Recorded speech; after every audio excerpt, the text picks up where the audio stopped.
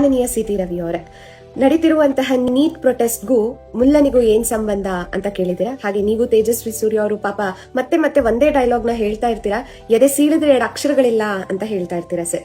ಇದಕ್ಕೆ ಒಂದಿಷ್ಟು ಉತ್ತರಗಳನ್ನ ಕೊಡ್ತೀನಿ ಸರ್. 1927ರಲ್ಲಿ ಕಾಕೋರಿ ಟ್ರೈನ್ ಅನ್ನ ಲೂಟಿ ಮಾಡಿರ್ತಾರೆ ಸರ್. ರಾಮ್ ಪ್ರಸಾದ್ ಬಿಸ್ಮಿಲ್ ಅವ್ರ ಜೊತೆ ಸೇರಿ ಅಶ್ಫಾಕುಲ್ಲಾ ಖಾನ್ ಅವರು ಕೂಡ ಇದರಲ್ಲಿ ಭಾಗಿಯಾಗಿರ್ತಾರೆ.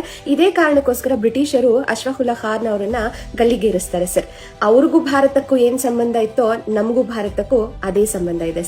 ಸ್ವತಂತ್ರ ಭಾರತದ ಮೊದಲನೇ ಶಿಕ್ಷಣ ಅಧಿಕಾರಿಯಾಗಿ ಮೌಲಾನಾ ಅಬುಲ್ ಕಲಾಂ ಆಜಾದ್ ಅವರು ಆಯ್ಕೆ ಆಗ್ತಾರೆ ಸರ್. ಅವ್ರಿಗೂ ಭಾರತದ ಶಿಕ್ಷಣಕ್ಕೂ ಏನ್ ಸಂಬಂಧ ಇತ್ತೋ ಅದೇ ಸಂಬಂಧ ನಮಗೂ ಕೂಡ ಇದೆ ಸರ್.